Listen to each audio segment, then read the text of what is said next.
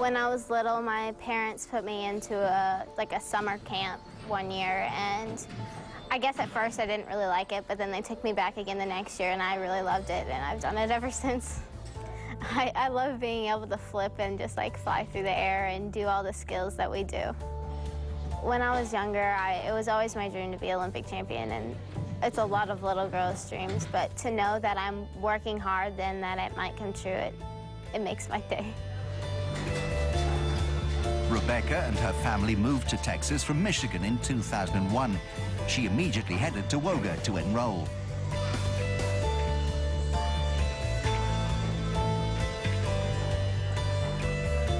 Training with future Olympic champions, Rebecca was a natural.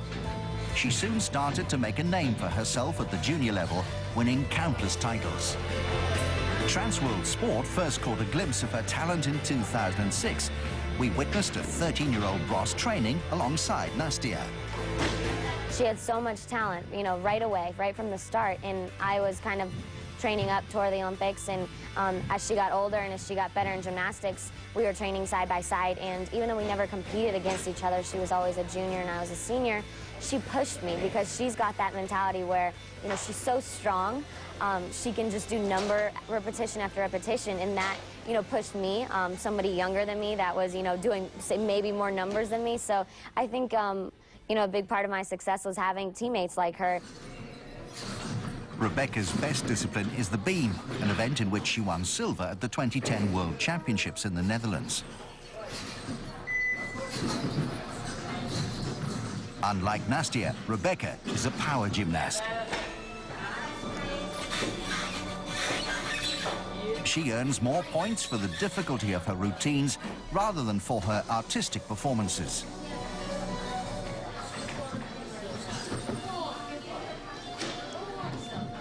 It's something that her coach, Nastia Liukin, has been happy to see develop. Well, Rebecca is totally different gymnast, obviously, than Nastia. She's more like a Carly Patterson, actually. She's very explosive, very quick, and very strong athlete.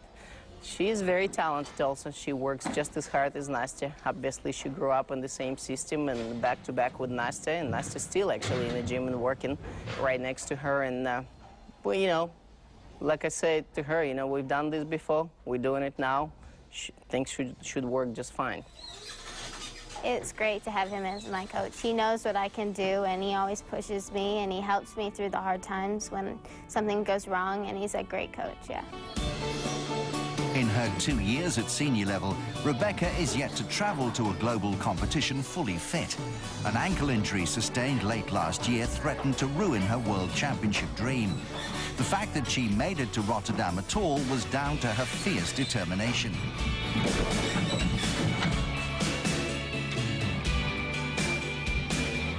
Being a full-time athlete means that Rebecca has little time off. Due to her arduous training schedule, she's completing her education at home. We work out Monday through Thursday, 4 hours in the morning and 3 hours at night. And then on Friday and Saturday, we just work out in the morning, and then Sunday we have off.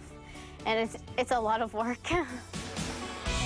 For most gymnasts, the Olympics are the one opportunity to compete in front of a truly global audience. And the women's all-around competition is one of the highlights of the Games.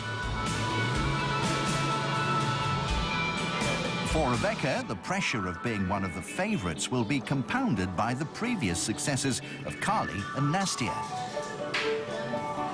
With 18 months to go before London, she's doing her best to push their achievements to the back of her mind.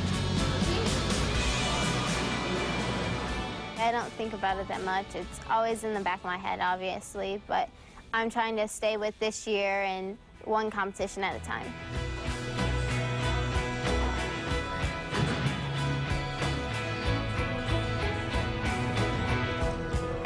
A victory for Rebecca Bros in the women's all-around competition would not only give the US a third straight Olympic title, it would also see the World Olympic Gymnastics Academy continue its incredible record. You know, I think she just needs to do the same thing she's been doing and follow her coach's path, and I think she's in a good spot. I mean, I know I'm going to be in London, whether I compete or not, but hopefully being able to see Rebecca go for that title would just mean a lot to me. And not just me, but to my dad, too, because I know he's worked hard after the Olympics. I got a little bit of a break for the past year and a half. You know, I haven't been heavily training, but he came back in the gym the day we got home and, you know, started coaching the girls, and that's why Rebecca is where she is right now. It's really special for me to see that, and for me to see kind of her carrying our legacy from Carly in 2004 to me in 2008, and now seeing Rebecca on the rise in 2012 is really cool.